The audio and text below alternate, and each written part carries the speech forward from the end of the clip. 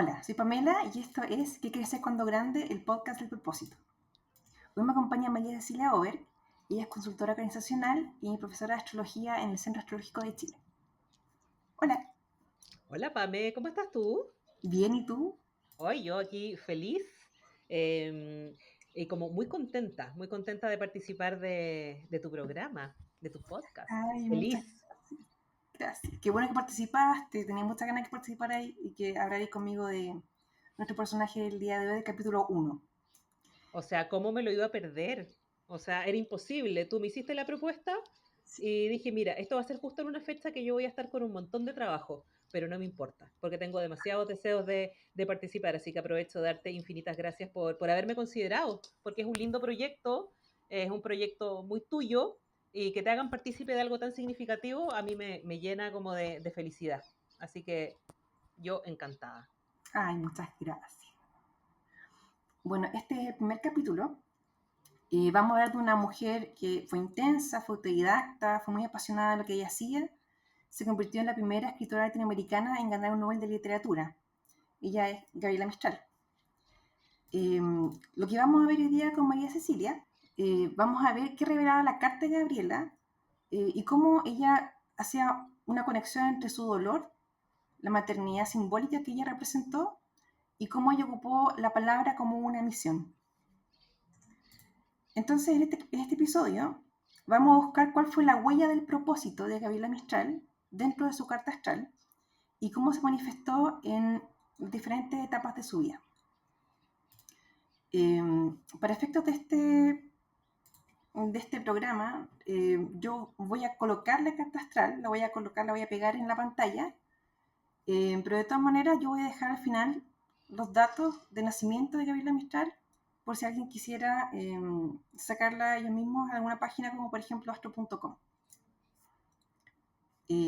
Ya, voy a partir hablando un poco como del inicio. Voy a hacer como una introducción más o menos cronológica de la vida de Gabriela Mistral y vamos a ir cotejando eso con la carta astral que con la Ceci estamos mirando cada una en su pantalla.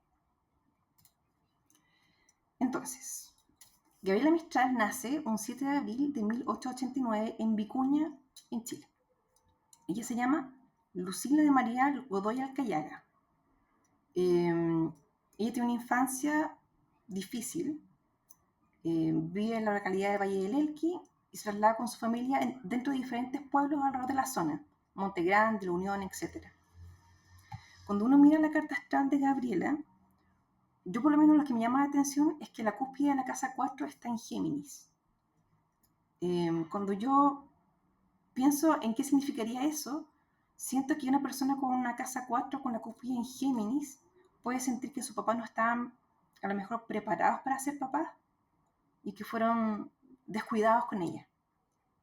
No sé qué opinas tú, Ceci. Mira, en general cuando uno ve cúspides de planetas en signos de aire, como Géminis, por ejemplo, claro, uno supone que el énfasis está en ciertos puntos que no necesariamente son los más afectivos o lo más tradicionalmente afectivo. Y si hablamos como de la casa 4 como espacio arquetípico, como escenario de vida, claro, tiene que ver con nuestro origen, con nuestra familia, con esas primeras escenas primordiales, quiénes eran nuestros padres, cómo era nuestro hogar. Y se dice siempre que la casa 4 arquetípicamente tiene como una sintonía, por hacer un símil, con la energía más de la luna, con algo que es mucho más abrigado, calentito, nutricio. Esa es una manera tradicional de verlo. Y claro, si uno se encuentra un signo de aires como Géminis ahí, dentro de ese espacio que supuestamente tiene que albergar todo este refugio, uno diría, a lo mejor el afecto, el cariño, la seguridad y todo lo que realmente la cobija está más puesto en una verbalización o una intelectualización y no necesariamente las manifestaciones más tradicionales del cariño. Y ahí uno puede también suponer un montón de cosas, porque claro, Gabriela Mistral es una figura rutilante, quien más, quien menos, todos entendemos más o menos dónde ella llegó, al menos a qué se dedicaba. Y si uno piensa que Géminis es su raíz, uno dice, bueno, tal vez su primer refugio fue la palabra, tal vez su primer refugio fue más intelectual más que el afecto tradicional de las caricias, del cobijo. Géminis también es una energía particularmente movediza. Está regido por Mercurio, y Mercurio no solamente es el intelecto, que obviamente tiene un match tremendo con ella, con su quehacer, también tiene que ver con el traslado. Y ahí eso que tú cuentas, Pame, que ella pasó una infancia donde, a lo mejor yo voy a ser dramática, voy a poner la palabra desarraigo, Mm. pero itineró por distintos lugares, y la energía geminiana, mercurial, tiene que ver también con el traslado. Y claro, uno dice de grande eso se puede capitalizar, tienes una visión, entre comillas, mucho más abierta, no estás atada a un lugar y sus significados. Pero cuando uno es niña, seguramente lo que uno desea es un espacio mucho más conocido, seguro y estable. Y probablemente eso marca mucho de, como de su infancia, indudablemente. Sí, de hecho tiene varios sentidos en el caso de Gabriela porque además su papá, su mamá y su hermana son profesores rurales. Mm. Entonces también tiene eso que ver con la parte geminiana de la intelectualización. También lo que le pasó a ella fue que a los 3 años su papá la abandona. Mm. El papá se va de la casa y deja a la familia en una posición mucho más precaria que antes. Entonces ella tiene una infancia muy difícil, muy pobre. Ella vivió con su mamá, con su hermana y con su abuela. Y como había comentado antes, su mamá y su hermana, además de su papá, eran todos maestros rurales. Y el papá además tenía como una suerte eh, de fama de ser como un poeta medio trovador. Mm. Eso apareció en algunos documentales que vi. Eh, Ella también comenta que vivió mucha soledad en su casa, porque su mamá, cuando ella era chiquitita, como que se le desaparecía.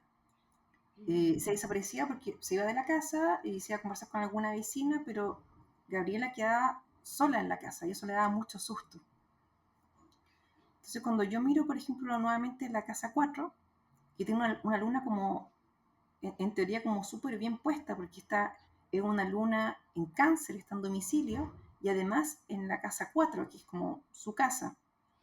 Pero esta luna está en conjunción con Quirón. Entonces aquí habla como de un dolor, ¿no? Como una casa también muy, muy femenina. Eh, algo, algo le dolió mucho de su infancia a Gabriela.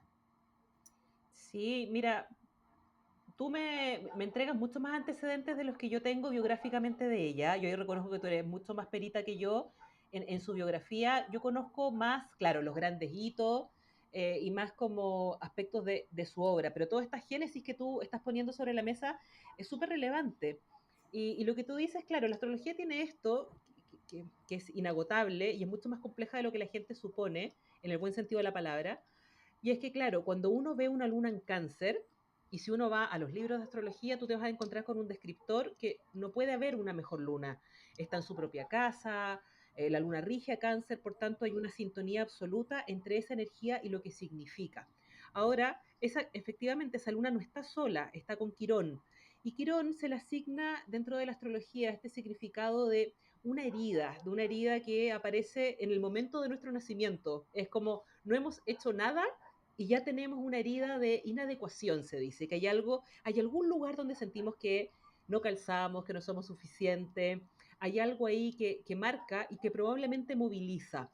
Entonces, si uno mira la vida de Gabriela Mistral y a la luz de todos los antecedentes que tú pones biográficos del abandono paterno, una casa particularmente femenina, su madre, su hermana y ella, la luna es un arquetipo femenino, cáncer es la madre universal, se les cruza a Quirón, se les cruza como clan, digo yo, viste ya como que instintivamente yo las aclané, como si fueran un clan femenino en un Chile de otra época, o sea, ella nace a finales del siglo XIX, entonces su infancia es al inicio del siglo XX, en una zona rural de Chile, un Chile que no es el que conocemos ahora, o sea, infinitamente más deprivado culturalmente, monetariamente, muy aislado del mundo, entonces hacer frente a la vida desde ese lugar, por supuesto que es una adversidad.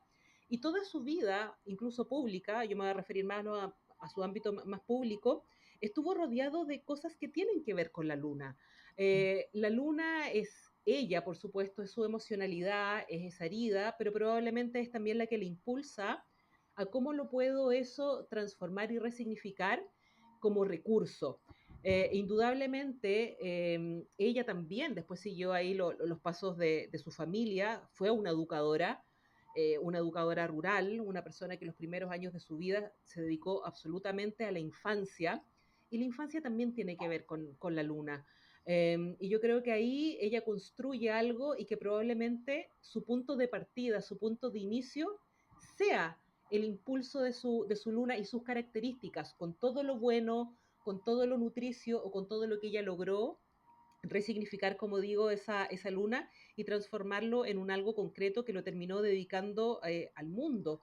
La luna es también un significado que va más allá incluso de lo personal, tiene que ver con nuestra patria, tiene que ver con nuestra cultura.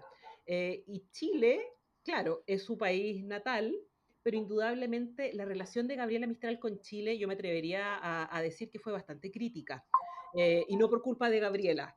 Yo se lo atribuyo más bien que el país fue bastante ingrato con ella y ahí ocurren esos fenómenos un poco incomprensibles de que ella primeramente gana el premio Nobel de literatura antes de ser reconocida con el premio nacional, por ejemplo. Entonces, creo que la patria también le dolía, por decirlo de alguna manera, y que eso la llevó también a ser, creo que fue como un increchendo, lo que tú comentabas, Pame. Ella llevó una vida itinerante dentro de su región, en los primeros años de su vida, y de adulta ella llevó una vida itinerante, pero ya mucho más allá de nuestras fronteras. Entonces, creo que ahí hay todo un camino que, insisto, fue como un increchendo, pero que tiene indudablemente su raíz en ese impulso de la luna, sus características, todo lo que haya emergido de ahí.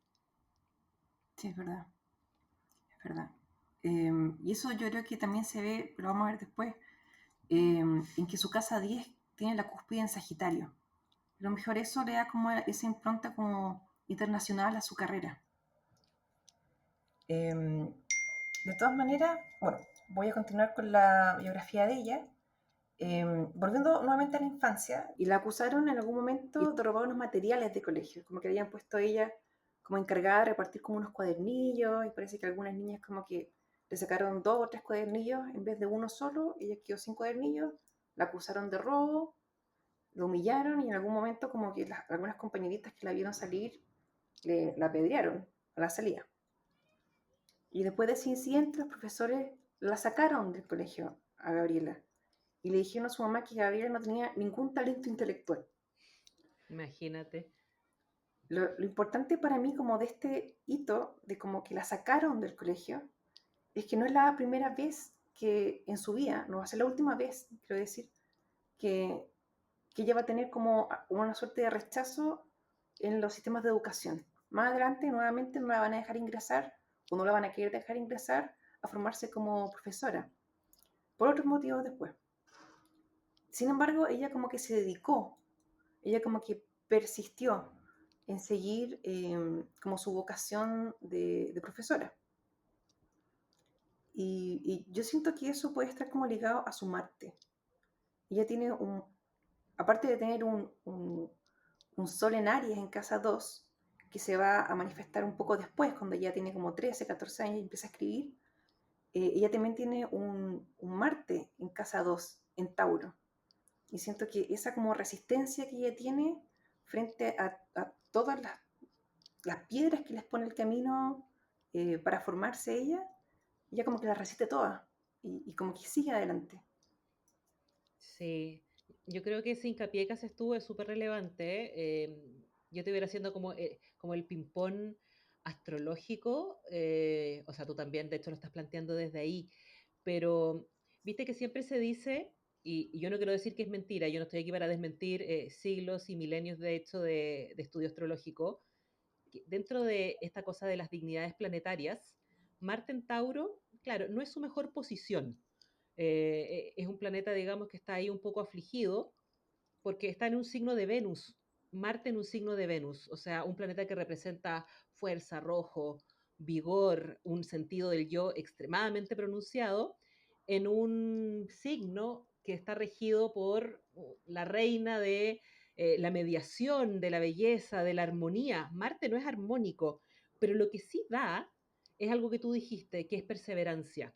tal vez los avances son más lentos, tal vez el camino puede ser un poco más pedregoso, tierra, pero en algún lugar esa perseverancia, ese convencimiento, esa tenacidad, que es una palabra bastante clave que uno le atribuye como a la energía taurina, y eso llevado al impulso que representa Marte, creo que esa tenacidad hizo que ella llegara a lugares insospechados. Tal vez su devenir no fue fácil, no fue veloz, pero de que fue consistente y ese lento pero seguro, yo creo que fue algo que está muy, muy presente. Y lo otro que dices tú, Pame, pensar en una persona, y me voy a repetir un poquito, que viene de un entorno complejo, en circunstancias familiares, económicas, de un tipo de país en cierta época, en región, donde la gente vivía bastante aislada, difícilmente, siendo dócil, puede llegar donde llegó ella. Y ahí me tomo totalmente de tu comentario de ese sol en Aries. O sea, un sol ariano no lo detiene nadie. Y es bien interesante esto que dices tú, que su sol está en la casa 2. Porque generalmente, y también es verdad, la casa 2 es un símbolo inequívoco o es el espacio que decimos en astrología que recoge esa experiencia que es como de los recursos personales y tiene que ver, por un lado, con las finanzas personales, y eso lo vamos a escuchar un montón, y es verdad. Pero los recursos no son solamente monetarios, son los talentos también. Y una vez leí una frase referida a la casa 2 que me encantó y que dice que ahí se aloja con lo que la persona cuenta en la vida. Entonces yo digo, ¿y si Gabriela tenía el sol en la casa 2, se tenía a sí misma? Y con un arrojo y con una fuerza que pese a su circunstancia, y creo que eso la vuelve aún más enorme, y a esa tenacidad y ese arrojo y esa osadía Ariana, por supuesto, ella dio la pelea, una guerrera por donde se le mire. Sí, es verdad. Ahora entramos como al sol en Aries de ella. Cuando ella cumple 13 años, más o menos 13, 14 años, ella empieza a escribir sus primeros poemas y a los 14 años, bueno, y en esos primeros poemas ella hablaba mucho sobre los derechos de los niños. De ahí empieza como su preocupación por los niños.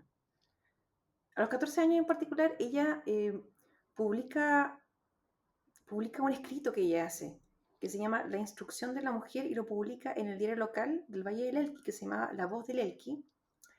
Eh, y este escrito fue súper polémico para ella y le trajo varios problemas a futuro. Creo que por aquí tengo como más o menos de qué se trataba. Dice, La instrucción de la mujer, La Voz del Elqui, 1906. Dice, esto es como una crítica a la mujer sometida.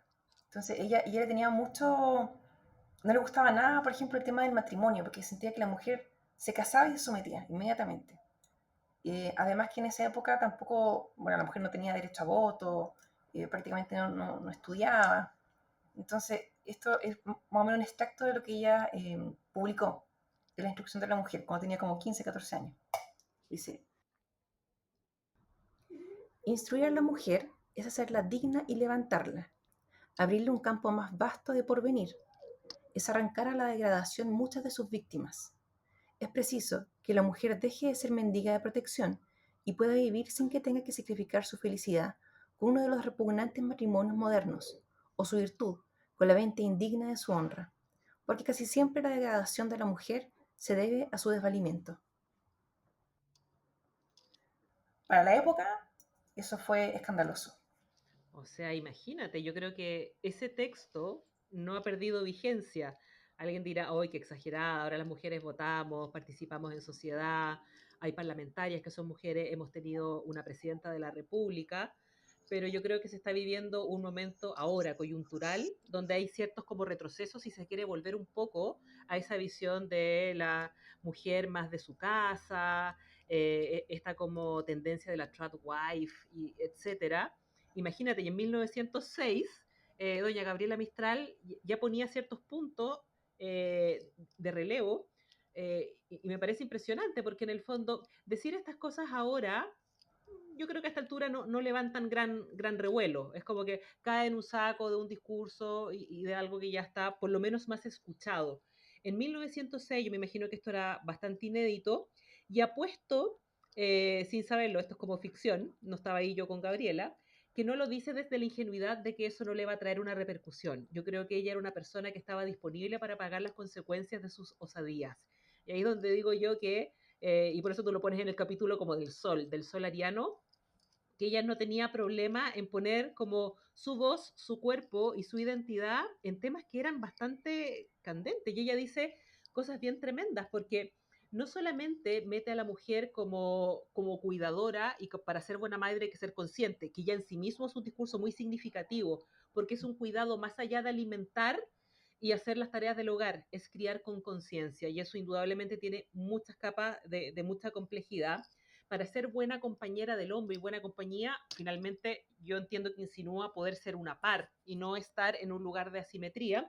Y ella habla de ser ciudadana.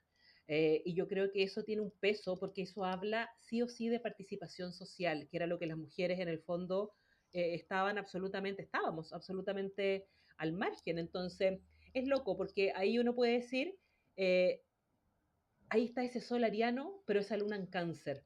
Sí, Tiene la impronta ariana, pero está apelando a cosas que a ella la sensibilizan. Y eso tiene que ver con ese lado lunar, con el lado femenino, con ese lado de la mujer excluida, con una mujer, su núcleo familiar femenino, que también vivió todas las dificultades, digamos, de las circunstancias, del tiempo, del espacio, del abandono paterno, etcétera. Entonces, yo digo, ahí es donde se notan estas como combinaciones, porque no es solamente ir a polemizar, eso tiene una raíz.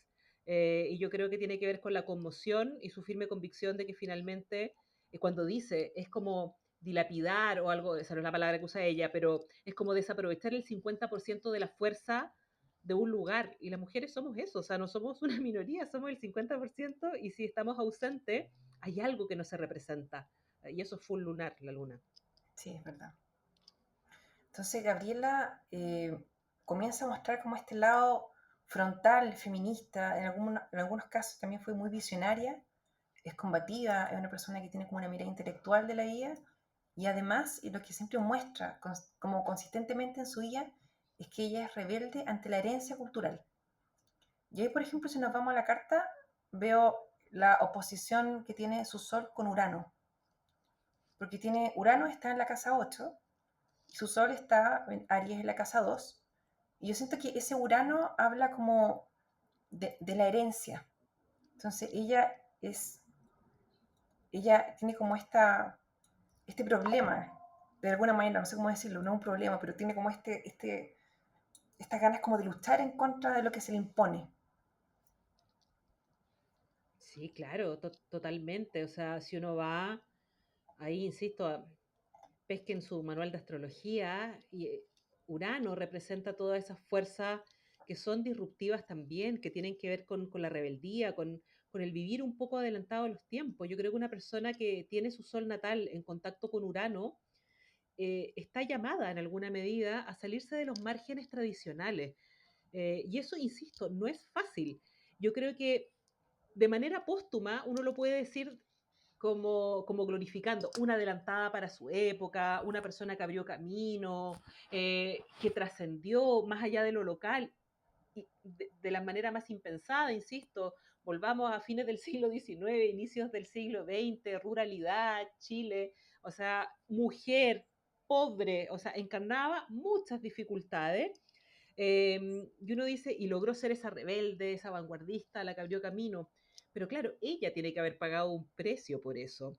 Y yo creo que ella estaba absolutamente dotada de ese espíritu de salirse de los márgenes de la sociedad en todo sentido, con estas publicaciones, con sus ideas, con esa forma combativa, con su perseverancia, con su oposición abierta al matrimonio, producto de lo que ella decía, que era finalmente una especie como de yugo, un espacio de no desarrollo para la mujer como persona. Y yo creo que esas cosas dichas en esa época, indudablemente, eran muy complejas, porque todo estaba pensado, toda la estructura de la sociedad, o sea, la estructura de la sociedad todavía está pensada de la misma manera, en una familia nuclear tradicional. Lo que pasa es que ahora, de hecho, las cosas han cambiado, ya han ido avanzando, pero en esa época no era así. Las referencias de gente, por ejemplo, que conviviera. Tal vez los tratos más bajos se podía dar la unión de hecho, porque finalmente el matrimonio tiene que ver con un asunto de herencia, con un asunto patrimonial. Pero pensar que alguien no va a querer estar en pareja o en matrimonio, que no va a procrear, eran ideas absolutamente al margen, y no solamente al margen, ideas censuradas y censurables, porque era combatir una tradición y que era, la vida era así, y ese era el guión. ¿Por qué tenía que venir una persona a pararse desde lugares distintos y llevar la contraria cuando, insisto, y yo creo que ella no era ingenua y sabía que se iba a meter en muchos problemas y por alguna razón decidió dar esa batalla. Y yo creo que eso la vuelve un personaje muy, muy peculiar. Sí. Siento que todas sus batallas nacen como de su casa 4.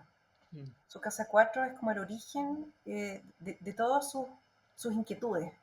Porque ella, bueno, por un lado defendió mucho los pueblos originarios, pero además tenía como dos grandes luchas, que era una conseguir educación pública obligatoria, que sigue refiriéndose a la casa 4, porque su papá, su mamá, su hermana eran profesores, y igualdad de derechos para las mujeres, que sigue siendo como su casa 4. Entonces, y también su casa 2, porque ella como que defiende su propio valor. Y ser mujer es parte de los valores que ella trae. Pero Sí, siento que... no, no, no, dale, dale. Lo que pasa es que dijiste una palabra como, como hablaste un poco como de la justicia.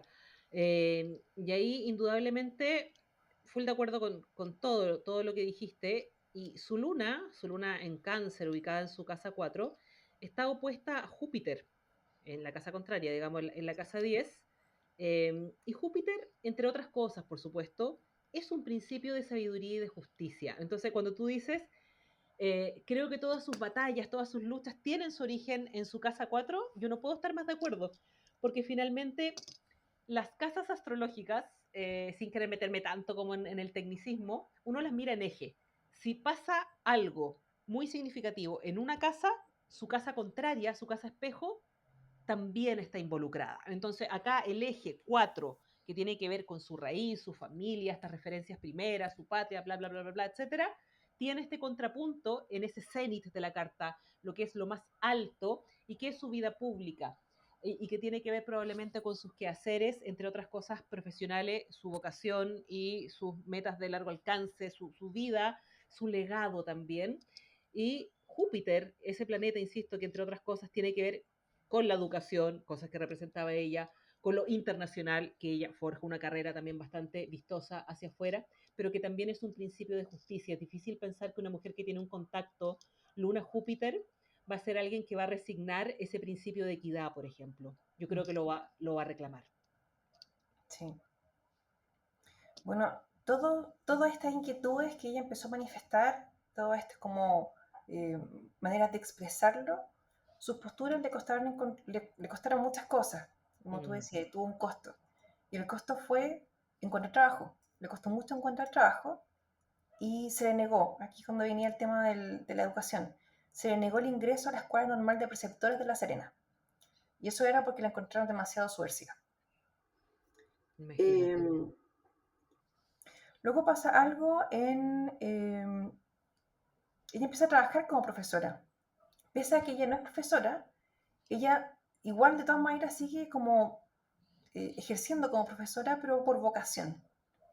Y es una profesora ayudante en una escuela que se llama Compañía Baja. Y empieza a colaborar nuevamente con otro diario que se llama El Coquimbo. En esa época, ella conoce a alguien que se llama Romelio Ureta Carvajal y era un funcionario de ferrocarriles. Eh, Él fue importante, yo siento que él como que tiende a representar nuevamente ese Saturno en la casa 5 que ella tiene en Leo, porque la historia con Romelio es una historia bien triste. Romelio Ureta, ellos se enamoran, empiezan a salir, ellos se van a casar, ella estaba muy ilusionada con la idea de casarse con este chico, pero él la engaña, o Mm. eso cuenta ella. Ella cuenta que ella lo ve engañándola con otra niña, la relación se termina y por otro evento, no tiene nada que ver con Gabriela Mistral, él se suicida Wow. años después. Em, entonces, cuando él se suicida, ella hace algunos poemas pensando en él. Y uno de esos poemas se llama Sonetos de la Muerte. Mm, Con esos poemas, ella gana un premio, que es el primer premio en el concurso literario de los Juegos Florales de la fecha. Por aquí tengo los sonetos de la muerte, como un extracto chiquitito que habla de Romelio, o por lo menos yo entiendo que habla de Romelio. Y dice, del nicho helado en que los hombres te pusieron, te bajaré a la tierra humilde y soleada, que de dormirme en ella los hombres no supieron, y que hemos de soñar sobre la misma almohada.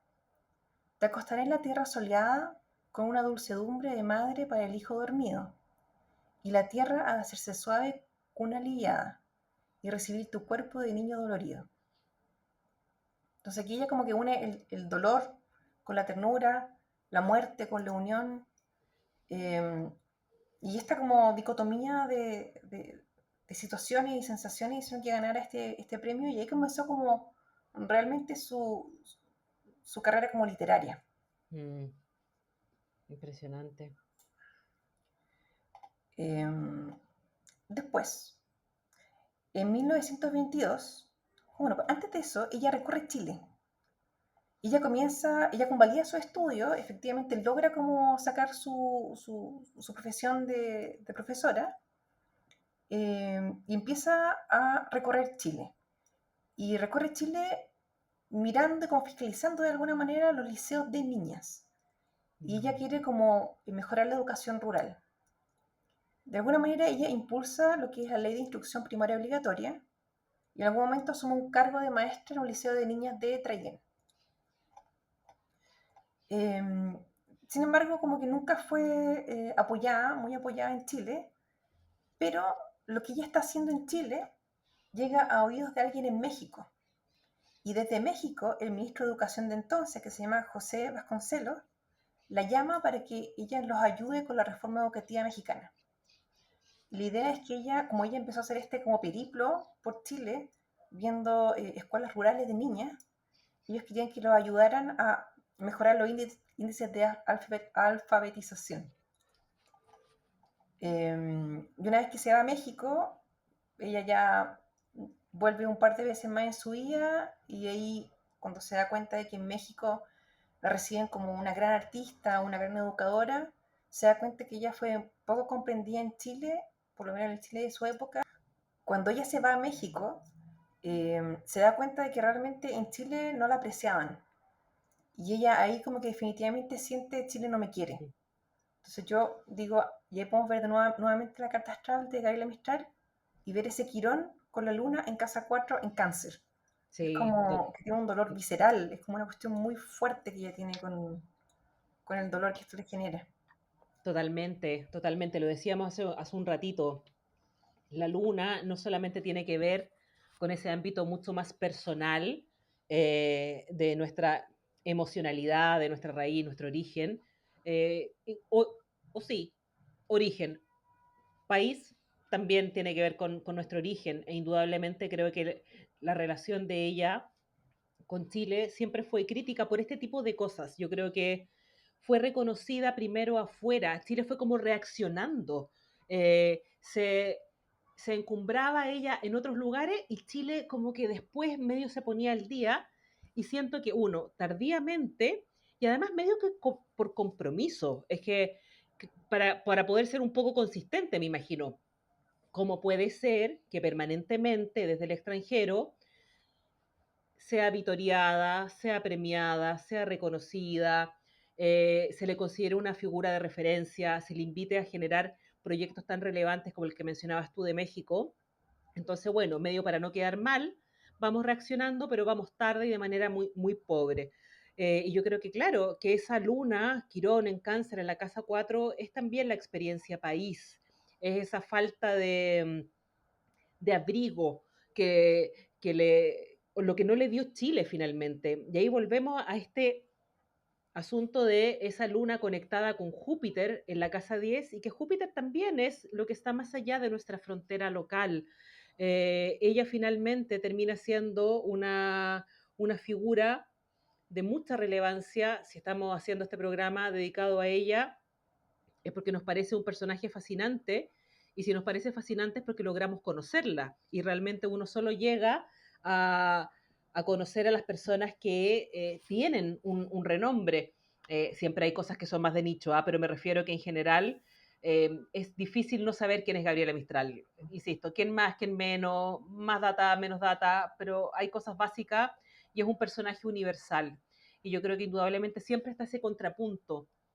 ¿Por qué Chile no tuvo la capacidad de ver en ella lo que con tanta facilidad pareciera ser que el resto vio a primera vista? El mundo se enamoró a primera vista de Gabriela Mistral, nosotros no. Y creo que durante mucho tiempo, de hecho, yo siento que ahora, que capaz en los últimos 20 años, se haya hecho un esfuerzo desde la institucionalidad cultural en realmente reivindicar la figura de Gabriela Mistral y sacarla de esos espacios como medios peyorativos, sentía yo, como, ay, la profesorcita rural, casi como anecdótico, Sí, que llega muy lejos, siendo una mujer pobre, listo, aplaudámosla, la pobre que llegó a algo. Y yo siento que eso también es reducirla como una caricatura. Indudablemente, nosotras mismas hemos hecho hincapié en eso porque se vuelve una vida muy adversa, pero indudablemente es difícil sintetizarla en una frase, y menos como vamos a aplaudir a la profesorcita rural y lleno de diminutivo y cosas como amorosas cuando era una mujer con un discurso político muy potente. Entonces yo creo que se le intentó despolitizar durante mucho tiempo, porque en general el espacio político no es, según la sociedad, el espacio natural de las mujeres. Eh, Voy a hacer un parangón un poco a lo mejor injusto. Ella tiene una especie como de paralelo en Chile, Pablo Neruda, un poeta varón y también ganador del Nobel. Y fíjate que nunca nadie ha tenido tanto problema en reconocer su lado político, sí, es verdad. como que se habla de una manera súper natural y está perfecto. Lo que digo yo es que ¿por qué se intentó siempre despolitizar y sacar a Gabriela Mistral de esos lugares que también son legítimos? Y una persona que además parte muy tempranamente con esas inquietudes, porque no fueron cosas que se asentaron en ella una vez que llega al extranjero. Ella llega al extranjero porque ya había hecho un trabajo acá, sino México, desde dónde iba a tomar la idea de que Gabriela Mistral era una buena referencia para poder hacer un trabajo en una reforma educacional en un país tan grande y diverso como México. Entonces yo creo que ahí Chile siempre estuvo, insisto, tarde y un poco escueto en su reconocimiento. Insisto, creo que ahora se ha intentado reivindicar, y espero que, y yo creo que se ha logrado. Es más, hoy día lo conversábamos así como esto es como abrir el backstage, que la sincronía, justo hoy día en el fondo se inauguraba el stand de Chile en la Feria Literaria de Frankfurt, y con un homenaje a Gabriela Mistral, y fue Qué como bonito. justo, así como justo hoy día íbamos a hablar de Gabriela Mistral, y realmente este Chile que fue mezquino con ella, mucho tiempo después, de hecho décadas después de su fallecimiento incluso, bueno, abre su stand en la feria más importante, digamos, del libro, que es la de Frankfurt, con un homenaje a ella. Entonces, nada, nos estamos poniendo al día. Sí, es verdad. A Gabriela Mistral se le despojó de varios aspectos importantes de ella, de su personalidad. Por ejemplo, cuando yo hablo con otras personas de Gabriela Mistral, eh, ellos no saben, por ejemplo, que Gabriela Mistral, o la mayoría no se puede enterar que Gabriela Mistral era política, era peleadora, tenía su carácter. Como que uno la tiene como una suerte de monasterio, es como, es como una monja. Sí, yo diría que ese es como el arquetipo, se le puso en un lugar de monja, una mujer de vestuario discreto, Sí, rodeada de niños, casi asexual, es como célibe. Esa es sí, siempre como la figura que se quiso eh, vender de ella, o que se le quiso atribuir, cuando verdaderamente tenía ella un discurso muy propio, muy aguerrido, y que corrió varios riesgos, digamos, para poder sostenerlo. Entonces, es muy disonante lo que se quiere promover de ella como figura con lo que verdaderamente ella representaba desde sus palabras. sí, es verdad. Aparte, nunca, bueno, pues también en la época, pero actualmente igual se generan estos problemas que una vez hablamos. eh, no me queda claro que ella sea derechamente lesbiana, yo creo que era bisexual. porque a lo largo de su historia ella tuvo como algunos romances con hombres. De hecho, hay un personaje que fue casado, que de apellido Magallanes, que me parece que era como uno de los jueces de cuando ella ganó con su poema Sonetos de la Muerte. Después estaba Romelio. Eh, Después hubo otro hombre más en su vida. Y bueno, después aparecieron todas estas mujeres como Palma Guillén, Doris Dana. Entonces ella tuvo una vida afectiva igual, eh, no es intensa, pero activa.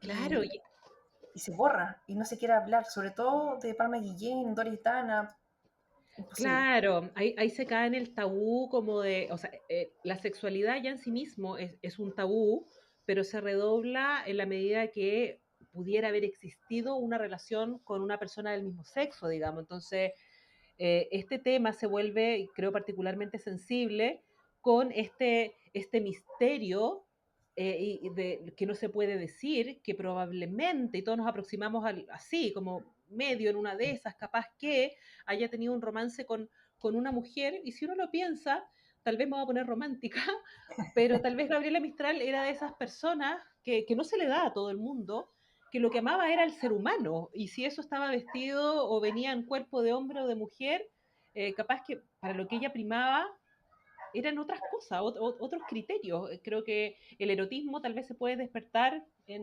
distintas formas, con distintos estímulos, pero indudablemente a ella se le despojó total como del ejercicio de una persona integral, y la dimensión sexual, erótica, también forma parte del ser humano. Es una más, no digo que sea ni la más importante, ni la más rutilante. Lo que pasa, claro, que se presta mucho para el chisme, entonces se puede como medio generar una conversación un poco burda, pero no deja de ser parte del ser humano. Pero como existía la sospecha de que ella sí estuvo en relación con mujeres, mejor no vamos a hablar de eso.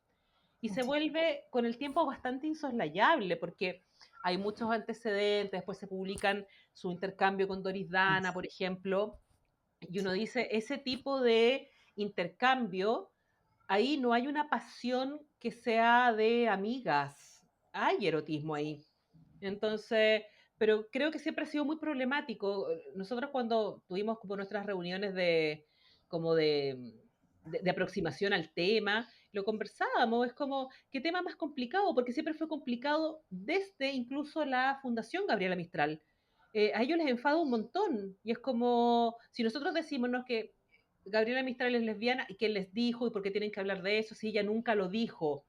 Y es como, amigo, no se trata de querer reducirla a un ícono de lesbianismo, porque indudablemente, seguramente, no es el lugar que ella propició, porque no lo dijo explícitamente, pero yo creo que era una mujer viva, una mujer con mucha vitalidad, y la sexualidad también es una manifestación de esa vitalidad. Y siento que siempre la ponen, como decías tú, como la célibe de monasterio, cuando ella estaba llena de vida y también se relacionaba con varones, con mujeres, indistintamente, qué sé yo. Pero así como no vamos a hablar de eso, eso no pasó y esa dimensión no estaba presente en su vida, es también como un acto muy, muy mañoso. Sí, es verdad. Lo que sí es cierto es que en algún momento Gabriela Mistral como que se quejó de los rumores que existían en su época de que ella era lesbiana. Y ella en ese momento los desestimó. Pero hay que ver la época en la que ella vivía. Sin duda. Tenía que hacerlo. No tenía otra. No tenía otra No, claro, alternativa que que, decir que, que eso era que, que, mentira. que separar así como así, no, sí, miren, yo ahora de aquí en adelante voy a hacer la representación y voy a hacer como la avanzada de los movimientos homosexuales femeninos, No, no. seguramente no. Pero ella no lo ocultaba. O sea, ella vivió con Palma Guillén y después vivió con Doris Dana. O sea, si bien ella lo desmintió, en realidad no lo ocultó nunca.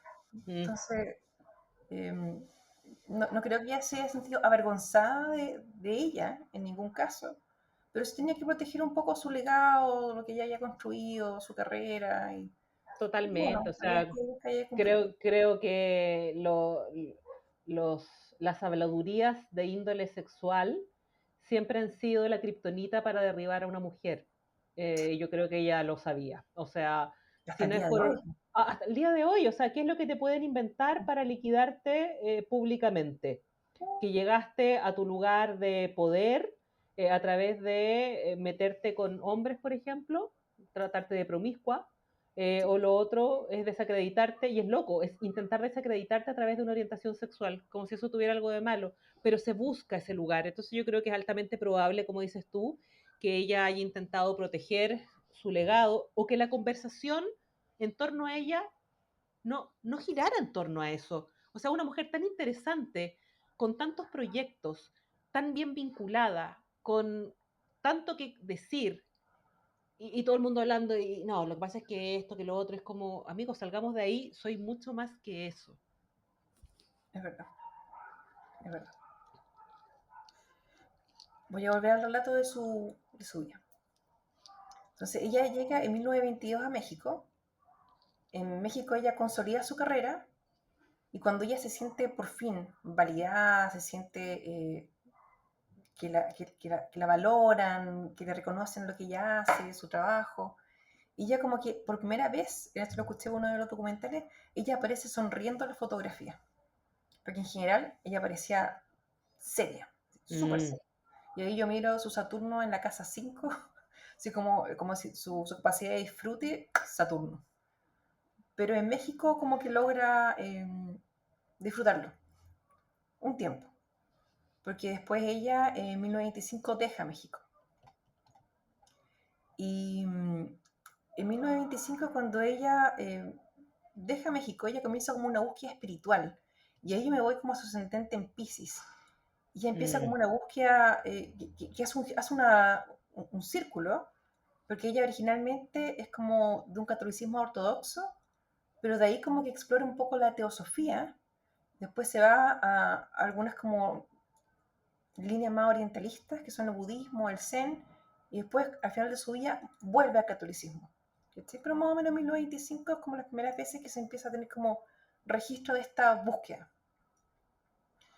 Cuando ella llega a Chile, es nombrada una delegada chilena del Instituto de Cooperación Intelectual de la Sociedad de las Naciones y poco después trabaja en Ginebra como secretaria del Instituto de Cooperación Internacional. En 1925 también llega Yin Yin a su vida. Y este es otro tema controversial en la vida de Gabriela Mistral, porque en ese momento nadie quería aclarar si es que era un hijo de ella, un hijo natural, si es que lo había adoptado, si es que... Pero finalmente, al parecer, eh, hay documentos que soportan la idea de que fue una adopción de un medio hermano que vivía en Francia. Pero bueno, 1925 llega Yin Yin. Y en 1927 ella vive un periodo en Francia. De ahí nuevamente escribo otro artículo, volviendo como a su inicio, sobre los derechos del niño. Eso lo escribí en París. Lo que pasa en este periodo, que es un periodo como largo, eh, esto ya, este como, entre paréntesis, como relacionado a Yin Yin. mm. Gabriela Mistral en este periodo tuvo mucho trabajo. Su carrera creció y se conocida, era una figura pública, llegó como a escaños de poder. Y Jin Jin pasó mucho tiempo en internados en Europa, porque la mamá viajaba mucho y tuvo una infancia muy solitaria. Y además de eso, él sufrió una gran cantidad de cambios en su vida. O sea, Gabriela Mistral hizo pasar a Jin Jin sin querer, seguramente, por lo mismo que pasó ella. Mm. Como soledad, cambios, ¿cachai? Más tarde, tras el suicidio de Jin Jin, Gabriela Mistral reconocería que uno de sus grandes arrepentimientos fue no haberle dedicado más tiempo a él. Luego, en 1928, ella escribe algo sobre el voto femenino. En 1928 en Francia estaba un movimiento acerca del derecho de la mujer a votar. En ese momento no estaba permitido en Francia. Y ella hace un texto en el que habla de que el voto femenino no era solamente un derecho abstracto, sino que también una expresión de la dignidad femenina. Ahora, su apoyo al voto femenino también tenía como sus bemoles. Entonces ella decía que si bien tenían derecho a las mujeres a votar, tampoco era como justo pensar que las mujeres deberían hacer entonces exactamente todos los trabajos de los hombres. Ujú, hablando particularmente como de trabajos de fuerza. Bueno, eso yo creo que está un poco ligado a la época también, si tampoco mm, ella podía liberarse completamente del pensamiento de su generación. totalmente. En 1929 fallece su mamá y ella le dedica partes de su libro Tala. Después se va a Puerto Rico, vuelve a América Latina en 1931 y realiza una gira por el Caribe y América del Sur y da conferencias en Puerto Rico, Santo Domingo, Cuba y otros países. De ahí se desempeña como cónsul de Chile en distintas ciudades y tiene una labor política itinerante. Nuevamente yo pienso como en Jin Jin y como todo lo que tuvo que pasar. Bueno, en algún momento, un amigo de ella, y esto lo quiero decir así como un amigo de ella, Pedro Aguirre Cerda, se convierte en presidente de Chile. Y aquí yo me voy de nuevo como a su sol en Aries, en la casa 2, que una vez tú me dijiste como que impronta debe tener ella como para haber subido tanto. Y también digo, para tener ese nivel de amigos, ¿cachai? Tener un amigo que Claro. era presidente de Presidente Chile. de la República.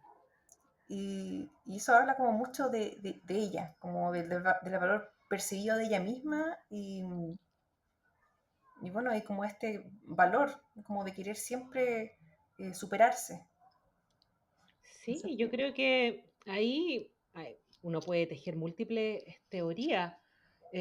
Pienso que alternativa A puede ser como una respuesta a esa como desidia que presentó Chile respecto de su figura, donde no era tan reconocida. Entonces, nada, ella en el fondo se encargó de ese contexto. A mí no me va a milanar lo que digan las otras personas, no es verdaderamente lo que influye en mi vida, no es lo que me mueve la aguja, y yo me muevo ahí particularmente desde mi lugar, con todo ese vigor, con toda esa fuerza y haciendo frente a todas las adversidades, a todos los desaires, y etcétera, como una especie de respuesta a ese dolor. Uno podría decir, tal vez la raíz estaba en esta sensación de no encajar y por tanto tuvo que sobreponerse a través de este recurso un poco más de carácter. Alternativa B puede ser que genuinamente puede y perfectamente puede coexistir en un mismo ser humano esa naturaleza suave, sutil, inundada a lo mejor o nutrida de ciertas heridas, y que por otro lado haya una parte de ella que sea indestructible y que esté por sobre eso y que no necesariamente se alimente de la herida, sino que existe una coexistencia. Y todo lo que hay entre medio, todas las posibilidades que hay entre medio, pero indudablemente yo creo que ella era una persona que se paraba de tú a tú frente a quien fuera. ¿Qué había en la interna?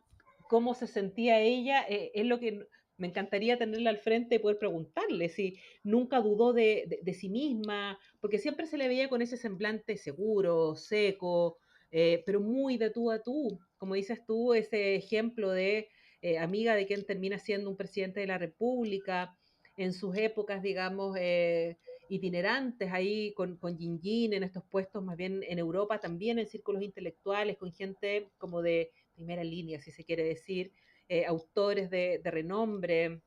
Existen un montón de testimonios, digamos, de intercambios epistolares entre Gabriela Mistral y Thomas Mann, por ejemplo, todo también un referente de la época.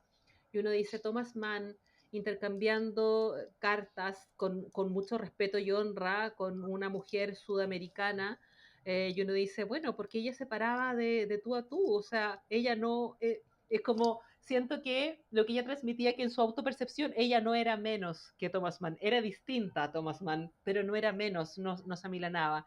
Y yo creo que eso es algo que sorprende, y se lo sí, no. celebro. Luego le pasa como la gran desgracia de su vida en 1943. Jin Jin se suicida a los 18 años.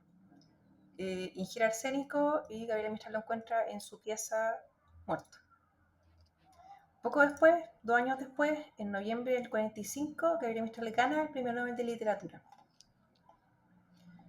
Y la razón por la que lo gana, te lo cuento porque yo no tenía idea, fue por recuperar los usos del idioma de los campesinos, las escuelas y los indígenas.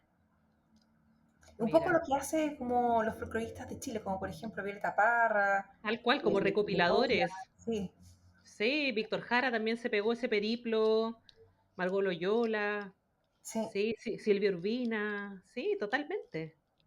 me recordó mucho a eso. Sí, hay algo, hay como un patrón, pareciera ser como chileno, esto es como muy, muy local, de esa búsqueda incesante de ir a escarbar en nuestras raíces, en toda esa tradición campesina, con sus lenguajes, con sus tradiciones, y sacarlos de esa sombra, porque para la gente más citadina llegan a ser cosas como medias anecdóticas. Desafortunadamente no ha estado tan presente en nuestra educación.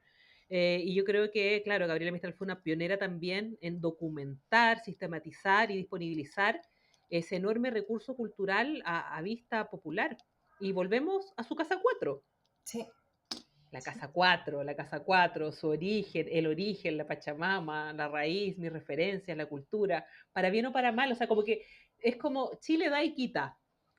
Su enorme interés por lo que ocurría en Chile, por rescatar o sistematizar o volver visible la tradición de las regiones, la vuelve una triunfadora, pero ese mismo país le cuesta mucho entregarle crédito a esa mujer que rescata tradiciones de sí mismo. Es una cosa muy paradójica. sí, es verdad, es verdad. Entonces el 45 ella gana el Nobel. El 46 se hace cónsul en Estados Unidos y ahí conoce a Doris Dana. Eh, No, y imagínate la época, o sí, sea, recién terminada la Segunda Guerra Mundial, o sea, ella se encumbra en un momento muy crítico y además asume, después de su galardón muy vistoso, un rango político en Estados Unidos en el primer año de posguerra. Tremendo. increíble.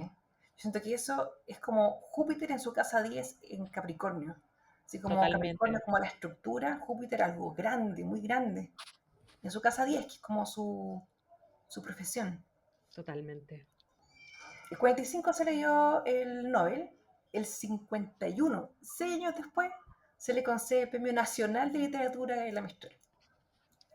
Y lo viene a recibir y esa fue su última visita a Chile, no vuelve nunca más. Después vuelve, pero Wow. cuando repatrian los restos de ella. Los restos. Eh, Después, el 53, fue nombrada cónsul de Chile en Nueva York. Bueno, ella tenía un cáncer de páncreas. El Wow. 29 de diciembre ingresa al hospital, ya con... De hecho, cuando recibió el Nobel, me parece que ella ya tenía como estos síntomas de deterioro de salud. Porque en un primer momento pareciera que ella, en las primeras entrevistas que dio, comentó que ella no quería ir a recibirlo por un tema de salud. Y el Mm, 56 ingresa al hospital en diciembre y el 10 de enero, o sea, nada, 11 días después, fallece. wow. Y cuando ella fallece, ella dona todos los derechos de sus escritos y obras publicadas en América del Sur a los niños de Monte Grande. Y nuevamente nos Mm. vamos a la casa 4. No, sí, todo. O sea, todos los caminos conducen a la casa 4. No, increíble. Impresionante, impresionante. Es como ese cordón umbilical simbólico que siempre estuvo ahí. De dulce y a gras, insisto. Es como recibió poco Mm, y creo que ella fue generosa con un país que fue mezquino o al menos un poco descuidado con su figura. sí, es verdad. 18 de enero, 8 días después de su muerte, sus restos son entregados a Chile, se ven en la Universidad de Chile y son enterrados por 4 años en el Cementerio General. Y después de 4 años, en marzo del 60, se traslada su tumba a un mausoleo que queda en Valle del Elqui, en Montegrande. Vuelve a Eh, su lugar. Vuelve a su lugar.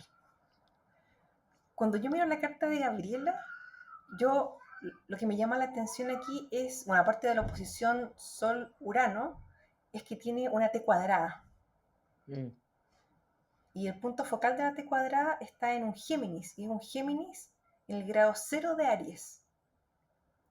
Y este Géminis como que conecta su Júpiter en casa 10 con su Luna en casa 4. Entonces yo siento que este como conflicto interno que ella vivió, solo tenía esta válvula de escape a través de la palabra. Yo siento que, Totalmente. yo siento que eso es lo que representa esta T cuadrada. Claro. Tal cual, mira, no me había fijado, efectivamente, ahí está, tiene, a Mercurio. Y claro, y uno dice, ¿cómo no va a tener un Mercurio prominente una ganadora del Nobel de Literatura? Es como demasiado de libro, llega a ser medio estereotipado, pero bueno, a veces esos clichés suceden y por algo se han transformado en cliché, porque es la repetición de un algo, de un patrón. Entonces, efectivamente, o sea, esa T cuadrada converge en un Mercurio en el grado así como cero, creo, o uno de, yo soy media cegatona, Cero con de 19 grados. de Aries, entonces ese impulso, esa palabra primera, ese discurso que no necesita de que nadie le dé permiso para decirlo.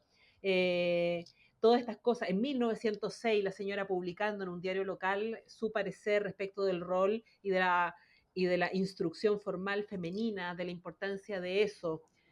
Una persona que se le cerraron un montón de puertas, pero su palabra prevaleció y fue internacional, se nutrió de su luna, porque está conectada, en el fondo es una T cuadrada que converge en Mercurio, pero ¿quién es el otro incumbente? Tú lo dijiste, la luna y Júpiter.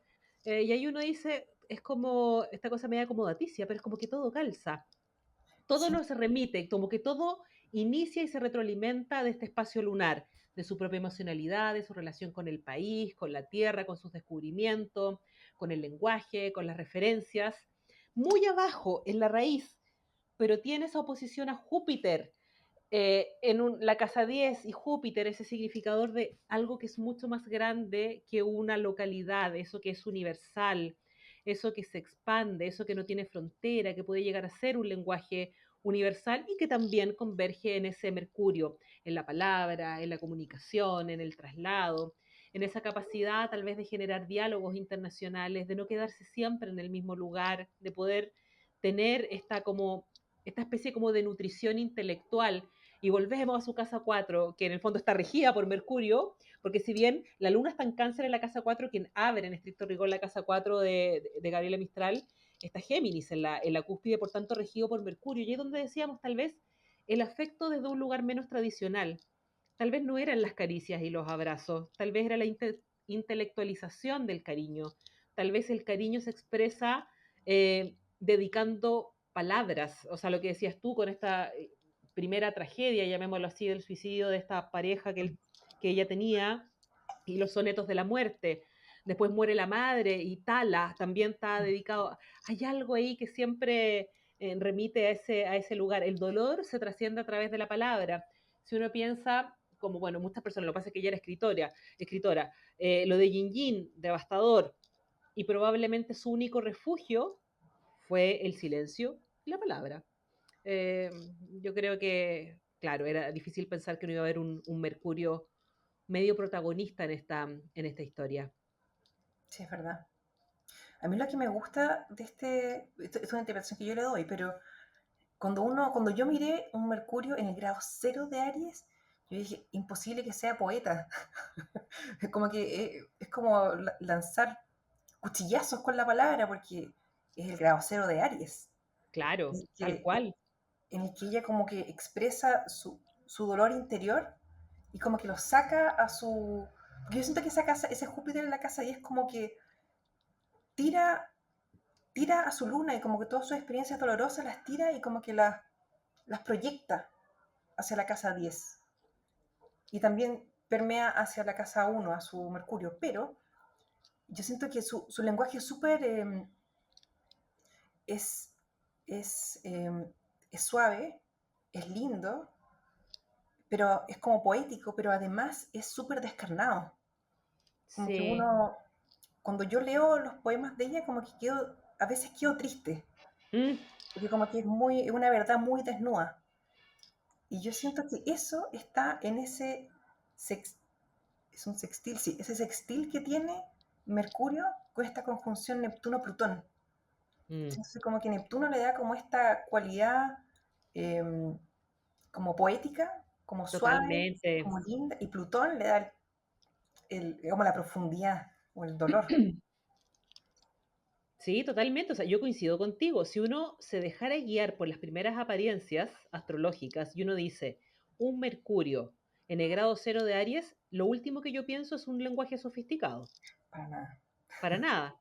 Pensaría en una mente, sí, muy ágil, una persona en el fondo muy reactiva, que a un estímulo pequeño te las lanza nomás, pero sin adorno, sin edulcorar nada, la verdad y la verdad, y solamente la verdad, sin la pretensión de querer vestirlo de un discurso armónico, ni mucho menos. Entonces, lo que decíamos, la astrología es sorprendente porque más allá de las primeras apariencias, cuando uno estudia en su completud la carta, uno va encontrando también esos contactos entre los planetas. Ok, es un Mercurio en el grado cero de Aries, pero tiene contacto con otros planetas y por tanto está nutrido de otras energías, se deja en el fondo abrazar por otras influencias y como dices tú, ahí está Neptuno. Y Neptuno es una representación también de belleza, de ideal, de sutileza y de universalidad, de una conmoción, de algo que nos compromete a todos. Y yo creo que por muy locales a veces que parezcan sus relatos, se volvieron universales porque hablan de la raíz al final del ser humano. Todos tenemos algo que es compartido, más allá de la casuística, más allá de nuestra biografía. El dolor, la esperanza, la infancia, la melancolía, todo eso lo conocemos porque es un repertorio humano y yo creo que ella logró sintetizar todas esas experiencias y devolverlas al mundo en un lugar, insisto, como de universalidad y por lo mismo creo que al mundo no le costó identificarse con ella y con sus relatos, porque si ella se hubiera quedado, y que tenía toda lógica, más atrincherada en un discurso de su propia experiencia, pero a través de relatos autobiográficos, no inspirados en, sino que relatados al pie de la letra, es difícil pensar que alguien en otro lugar, en otro idioma y por tanto en otras lógicas, se hubiera sentido conmovido o abrazado por ese relato. Yo creo que ella tuvo esa enorme virtud de, basada en su propia experiencia, sensaciones y emociones, poder transformar eso en un lenguaje que podía ser traducido y entendido en distintos idiomas, distintas culturas y que finalmente a ella la catapulta como una figura universal. Creo que ella sale de Chile y de hecho vuelve fallecida, pero su alma, digamos, quedó en todos esos lugares que ella visitó, que no solamente visitó, que ella influyó, porque no solamente esos lugares influyeron en ella también fue una persona de influencia. Y eso es muy, insisto, muy, a mí me sorprende mucho, insisto, una mujer de su época en esas ligas, creo que pocos pueden contar esa historia. Sí, es verdad, es verdad. Tiene una historia bien bonita y es bien triste. Es como una historia como muy, como de mucho sufrimiento personal, pero mucho éxito. Sí, Y es como el eje 10-4. totalmente, totalmente. Creo que en algún minuto también lo conversábamos. Si uno mira la carta de ella, primordialmente tiene casi todo bajo el horizonte. Sí. Por tanto, claro, uno dice, su énfasis estaba más en su vida íntima, en ese mundo interior, salvo ese, ni más ni menos que ese Júpiter en la casa 10, que es lo que decías tú. Todo pareciera ser que se gestaba en un espacio más privado, más íntimo, mucho más de confidencia, pero ¡pum! Tenía un hilo que eso iba a ser visible sí o sí. Eh, Maravilloso. Este podcast tiene como la- el propósito, de mostrar el propósito de las personas. Eh, una de las cosas que yo quería testear a lo largo de los capítulos que van a aparecer, este es el primero, es que hay una suerte de fórmula que la gente pudiese como ocupar para ellos mismos cuando ellos tienen dudas sobre para qué son buenos. Entonces la hipótesis que quiero comprobar a lo largo de los capítulos que vayan saliendo es que uno pudiese tener como una guía rápida, un vistazo muy a grosso modo de lo que uno vino a hacer acá cuando uno mira medio, medio cielo, nodo norte, ascendente, luna y sol. Entonces, por ejemplo, si nosotros enunciáramos en ese orden el propósito de Gabriela Mistral, creo que sonaría algo como así. El propósito de Gabriela Mistral fue expandir la sabiduría y la educación al mundo, que es su medio cielo. Sanar la herida de su origen, convirtiéndose en madre simbólica para los demás. Nodo norte en casa 4. Encarnar la imagen de maestra y madre espiritual, que sería su ascendente. Transformar su dolor íntimo en ternura y poesía, Luna conjunción Quirón. Y afirmar su valor a través de la fuerza de su independencia, que sería su Sol en Aries. Mm. No sé cómo te suena, Ceci. Me suena perfecto y me encantaría que hicieras ese ejercicio conmigo. Yo no soy una figura rutilante como Gabriela Mistral, pero me gusta mucho la manera en que lo organizaste. Y me parece que tiene todo sentido. No hay que forzarlo mucho para sentir que lo que tú acabas de decir tiene toda sintonía con lo que hemos estado hablando. Es difícil hablar del propósito de alguien que no está aquí para contestarnos en su propia voz, cuál era su propósito, cuál sintió que es su propósito en la vida, y entendiendo también que a lo mejor hay más de uno y que tal vez convergen en una especie como de leitmotiv. Pero información suficiente tenemos de Gabriela Mistral y creo que es altamente improbable que una vida que ha estado como consistentemente dedicada a temas de infancia, educación, universalidad, desarrollo de las mujeres y defensas políticas, no haya tenido que ver con su propósito. Es como que dedicó gran parte de su tiempo, de su vida, de su energía y se metió en bastantes problemas para defender esas ideas. Yo creo que nadie se inmola por algo que le es irrelevante o por caprichos o por objetivos de corto plazo. Yo creo que uno sí puede, en el caso de una persona fallecida como Gabriela Mistral, y como es una figura pública, me repito, a través de toda su biografía poder establecer como ciertas líneas donde uno dice, bueno, pareciera ser que ella persistía en este lado, y eso contrastado con su carta natal, me parece que el ejercicio que tú acabas de hacer es, es perfecto y es muy inspirador. Como te digo, no, ahí no hay que forzar nada. Está el tema de la infancia, está el tema de la educación, está el tema de tal vez cuál fue el vehículo, que fue la literatura, está la universalidad, está esta vocación, insisto, expansiva, no quedarse en lo local, está esta fuerza irrefrenable, esta defensa de derechos también, ella como madre, más allá de gestante. Y yo creo que eso es requete contra importante. Y creo que es súper importante, y esto ya es más coyuntural, no tiene que ver con ella, que hay todo un debate, no solamente en Chile, en el mundo, por la baja natalidad. Eh, y eso, bueno, eso da un podcast aparte y eso es como otro tema. Pero a lo que voy es que, ok, porque las mujeres no estén teniendo hijos, ¿significa que no se realizan desde otros lugares o que hay algo que está trunco? Y creo que ejemplos como los de Gabriela Mistral y muchos otros, incluso también en varones, hay varones que tampoco tienen hijos por distintas razones, y es que las personas encuentran realización y esa sensación de una obra propia, personal, que habla de ti, que lleva casi tu carne y tu sangre, simbólicamente, y Gabriela Mistral es un ejemplo, pero icónico de eso. Y es bonito también traer esa conversación. Las personas son creadoras más allá de la literalidad de la gestación. Y Sí, yo es creo verdad. que ella es el ejemplo palpable de eso. Creo que también era una mujer Sí, llena de amor, siendo que no tuvo una vida fácil desde ese punto de vista, entre los rumores de que si las mujeres o no, el suicidio, no por algo que haya tenido que ver con ella, pero el suicidio a posteriori, digamos, de alguien que fue significativo amorosamente para ella, eh, ni hablar el tema de Yin Yin, el suicidio de Yin Yin, que realmente fue como que ella murió un poco en vida ahí, pero bueno, siguió su vida, y eso es puro amor. sí, es verdad, es verdad. Siento que uno de los valores de poder como verse en la carta astral es justamente como ir descubriendo, por ejemplo, en casos como Gabriela Mistral u otros artistas, gente importante que realmente como que hizo su camino desde la guata, es fácil ver cómo su carta astral calza Mm, con lo que ellos hicieron.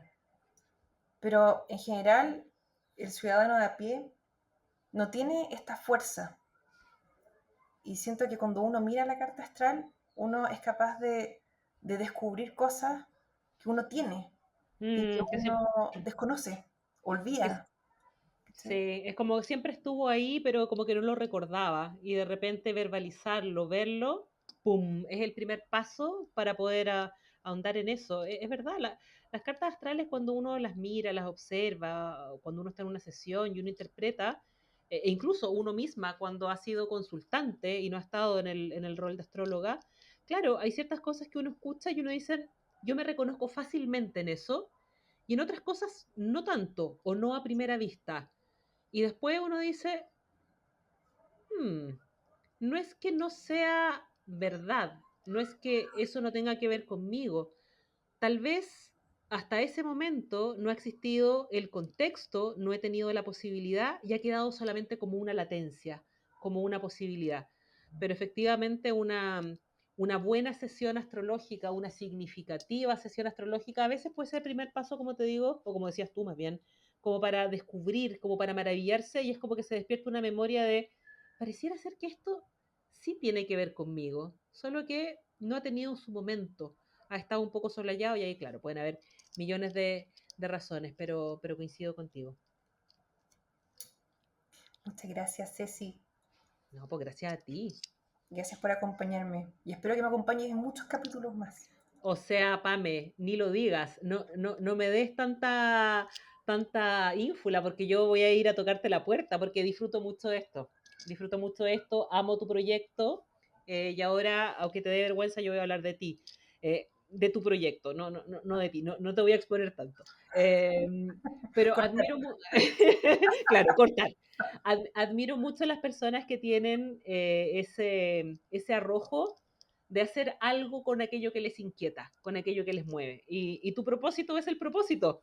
Y este es como un paso, siento, súper significativo y por lo mismo estoy demasiado contenta por ti y muy honrada de que me hayas hecho partícipe de este episodio uno de muchos, supongo, y que tu proyecto crezca, se expanda, porque estoy segura que esta es como la punta del iceberg de distintas cosas. El podcast puede ser una línea, pero creo que estás en una etapa que es como simultánea, exploratoria, pero además de hacer. Y eso tiene todo el valor del mundo. Así que yo ahí clap para ti y mucho éxito. Gracias, Ceci.